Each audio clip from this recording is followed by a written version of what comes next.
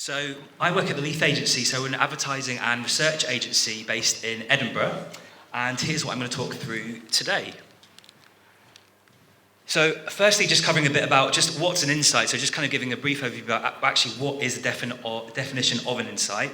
Then just talking through some travel trends, marketing travel trends, tourism marketing examples, and then some trends that specifically influence the CalMac advertising campaign that we were lucky enough to work with CalMac on. And I'll be showcasing the final 30-second TV campaign for CalMac itself, which some of you may have seen.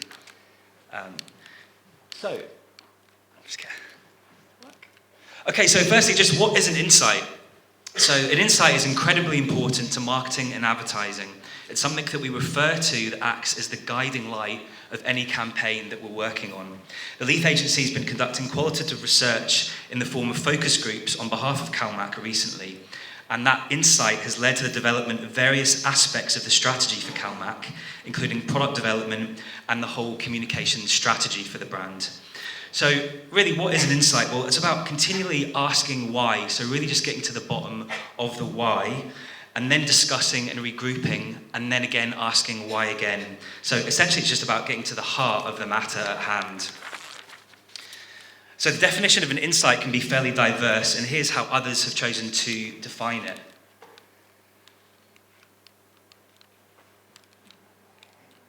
So this is a quote from Bill Bernbach, who's one of the founders of modern advertising, and he defines an insight as the following. So nothing is so powerful as an insight into human nature.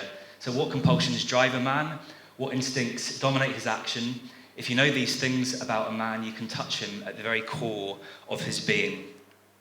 So I thought I'd just give a quick example about the difference between actually what a fact is, what an observation is, and actually what an insight is. So a fact is that people just tend to feed their pets twice a day. An observation is that they tend to feed them at breakfast and dinner time, but actually the insight is that people feel guilty about actually eating in front of their pets.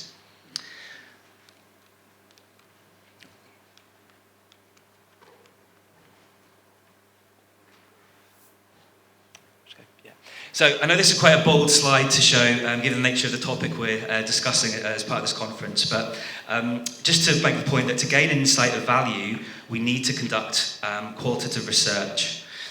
So why do we do consumer insight gathering? Well, there can be very, very different reasons for doing so. Consumers can actually say one thing, but actually in terms of what they really want, and what actually motivates them to choose can be really hidden under the surface, so like this iceberg analogy here. So what actually is an insight-led brand or organisation? So firstly, it enables businesses to make more informed decisions. So for the 2014 Commonwealth Games, there is a great example of an insight-led organisation.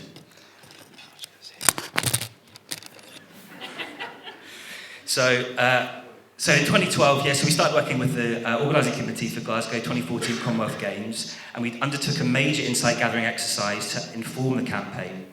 So early qualitative and quantitative research with the audience showed 4 really important things, and these were all insights that actually could be considered a problem, and then we had these different solutions for these particular insights. So firstly, the insight was that actually the interest in buying tickets was lower than needed to meet targets. So we knew that a major communication campaign was needed to increase demand for ticket sales by highlighting the wonder of actually attending the games. So the insight too was the fact that a majority of people intended just to watch the games on TV, so actually they didn't feel motivated to actually go out and view the games itself. So we knew that we had to explicitly promote the magic of actually being at the games. Thirdly, over 90% of potential ticket buyers showed no interest in 11 of the 17 sports. And this was a huge problem because these sports had some of the largest ticket volumes to sell, so like badminton, netball and hockey. So we knew we had to actively promote these lower demand sports. Then lastly, audience profiling revealed an unexpectedly large 50% of potential ticket buyers plan to book as a family group. But in keeping with all previous Commonwealth Games, there was no ticket pricing for children, so we knew we had to try and offer lower pricing for kids and actually actively promote this price point. So these insights all inform the pricing strategy for the games and the advertising. So it can be seen that this kind of a magic and logic approach was used in terms of the strategy for promoting the games. So magic to ignite the emotional warmth towards the brand, and logic to stimulate the more rational reasons for attending. So you can see how all of the insights led to the development of our creative campaign for the games. And in total, about 96% of all Glasgow 24 tickets were sold, and this was the highest proportion in the games' history.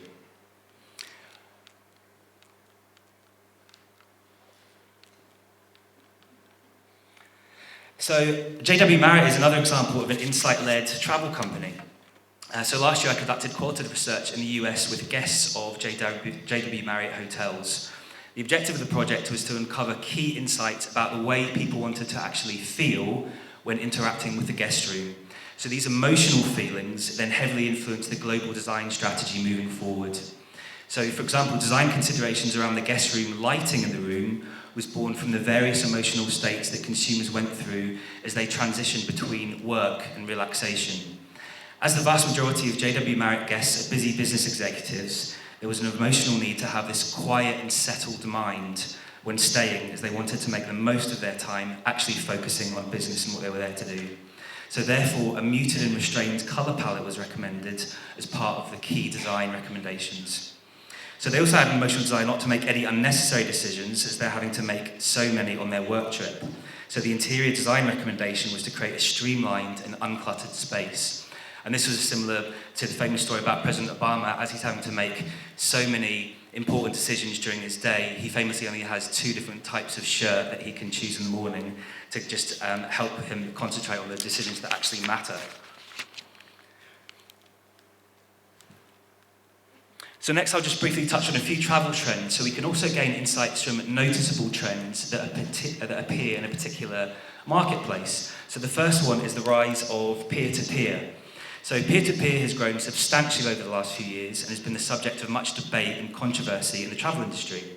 Peer-to-peer is a gateway to unique, non-commercial, and often more affordable alternatives to hotels, car rentals, and experiences away from the home. So a desire for authentic experiences and a perception of lower pricing is really driving the growth of the sector of peer-to-peer. In 2014, 36% of the UK population had tried a peer-to-peer service, and this is up from 22% in 2013. And actually moving forward to next year, around 72% of the UK population are really interested in trying a peer-to-peer related service. This is an example as well just of how peer-to-peer is actually coming through on TripAdvisor. So this is an example of the Singapore Tourism Board and TripAdvisor launching the Live Like a Local hub.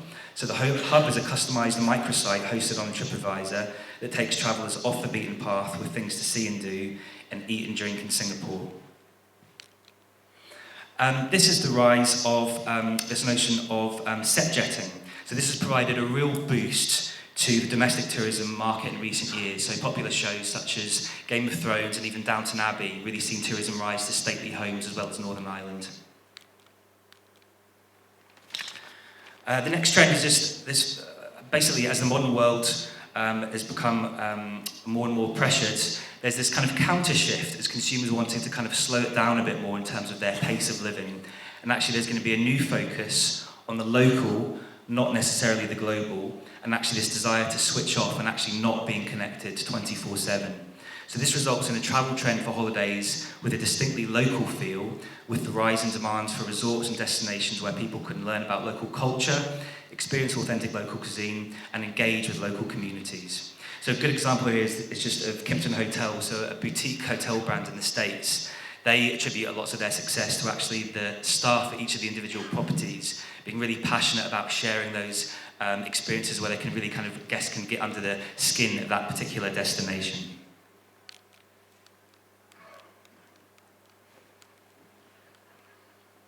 Stretch and go. So the natural environment is a big attraction for domestic holiday makers. So the big learnings that we could take out of this is we just really need to communicate these must-see destinations, and we really still must promote this notion of escapism. So next I'll just be talking through some travel marketing trends. So firstly, mobile is just becoming more and more important, as was briefly touched on this morning. So more vacation destinations are using mobile companion apps that enhance and open experiences by providing additional content and increase connectivity with traveling companions. Mobile also enables brands to create more immersive and tailored experiences. This is an example of how Starwood hotels are really pioneering and putting a lot of money behind mobile devices. And this is an example of how mobile can actually be used as a guest room key. The rise of mobile has led to an increase in demand for making the travel experience as seamless as possible. Mobile bookings are expected to account for 25% of total global online travel sales by 2019, and to continue their rise in the longer period to eventually account for the majority of global online travel sales.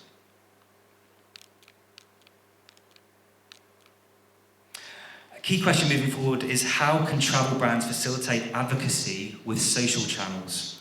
The travel market has just become more and more transparent than ever with these rise of social channels. So a third of all Brits and a half of Generation Y's holiday choices are really heavily influenced by social media. So particularly Instagram and Facebook, photography really creates this instant emotional connection with the travel experience. So destinations should encourage check-ins, photo opportunities, and free Wi-Fi as much as possible. A crowded media market means that travel brands find it more difficult than ever to stand out from the crowd. So experiential marketing helps travel brands to do that and stand out, and we found that at the Leith Agency as well, where there's been an increase in demand from clients actually asking about how they can stand out and use experiential marketing to achieve cut-through. This was just an example of how Hawaiian Airlines used experiential marketing. So they were hosting these hula dancing in New York City and things like building artificial beaches in the middle of Beijing.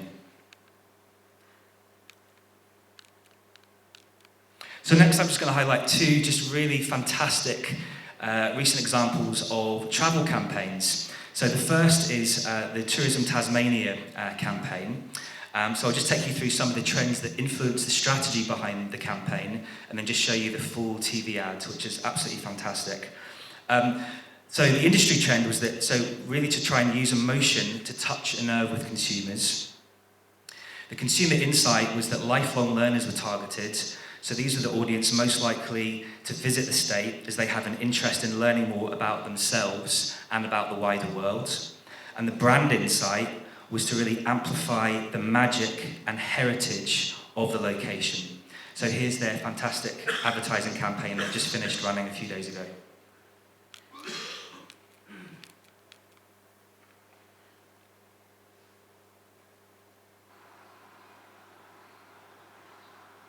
One frontier left, maybe the last.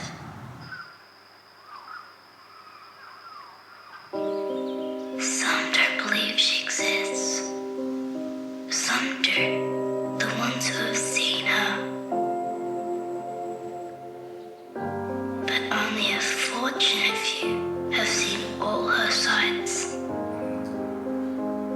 Some people think she only has one side, always shiny and bright, always colourful, always calm. But if you look hard enough, you can find a dark side to her, one where blacks are bold, colours are deep, and fear is just a step away. Sometimes she can be soft, she can be kind, even cute. But at other times, she'll show you just how powerful she can be. And when she does, mountains move, seas crash, and edges erupt from below.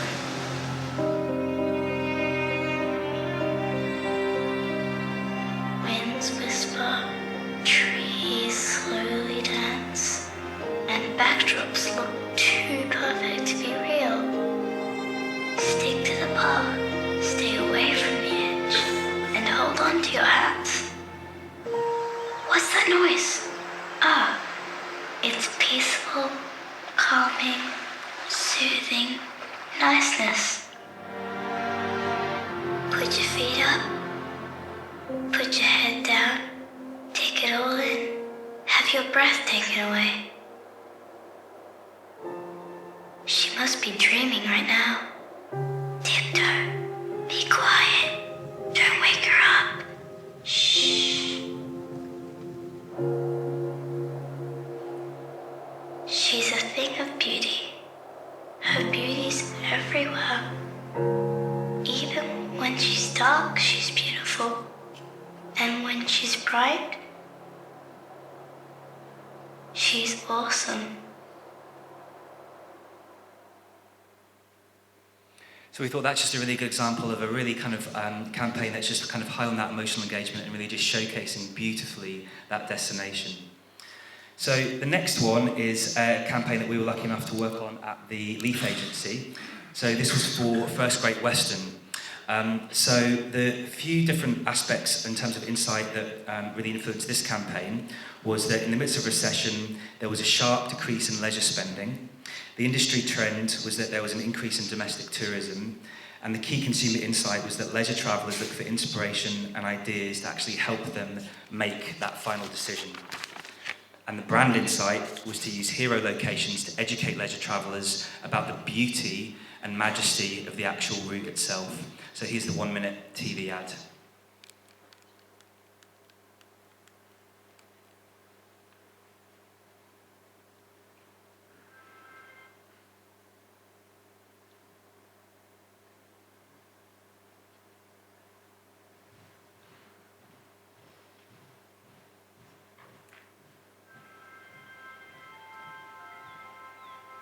Surf talking,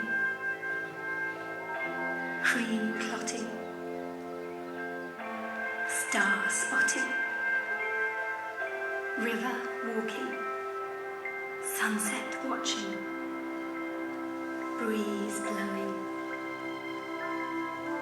eye catching, ball throwing, peaceful sleeping, ice cream whipping, book browsing, long lying, lobster cracking, Roman bathing, moonlight strolling, breathtaking, train waiting.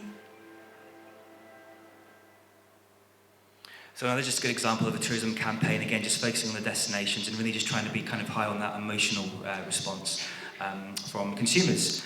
So next I'll just talk about some trends that directly influenced our CalMac TV campaign that we were lucky enough to work on. So let me just take you back a bit and take you on the journey that we went through to show you how we developed the strategy for the CalMac advertising campaign. So essentially the brief to us was to showcase the warmth, personality and uniqueness of the islands to leisure travellers. So as part of the process, we looked at relevant trends that we thought there was an opportunity to explore. We knew that our target audience would find these things really, really appealing.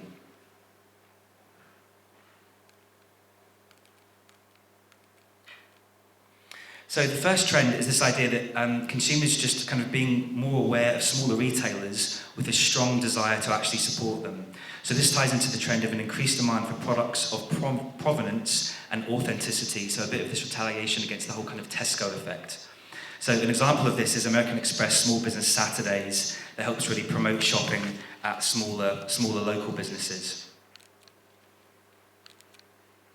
Consumer demand has risen for companies that provide kind of these more meaningful and authentic products and services. So a really good example of this is just the rise of Airbnb and actually the rise of home swaps as well.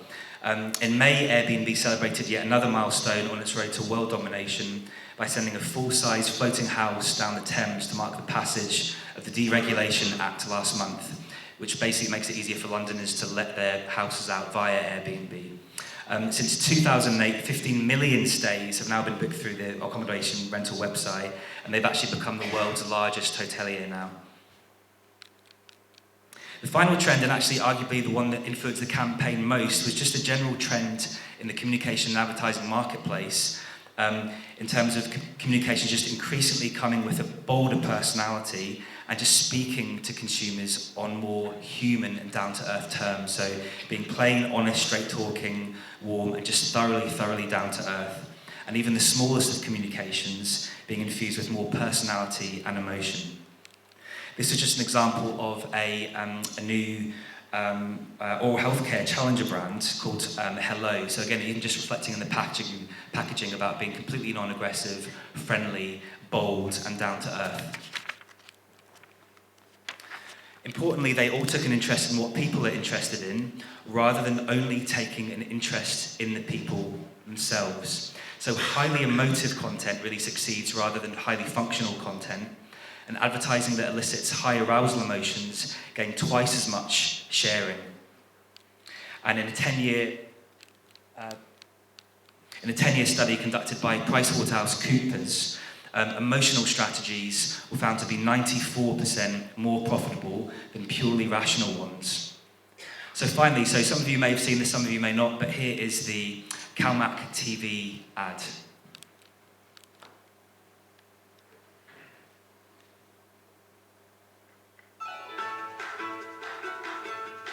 We got young.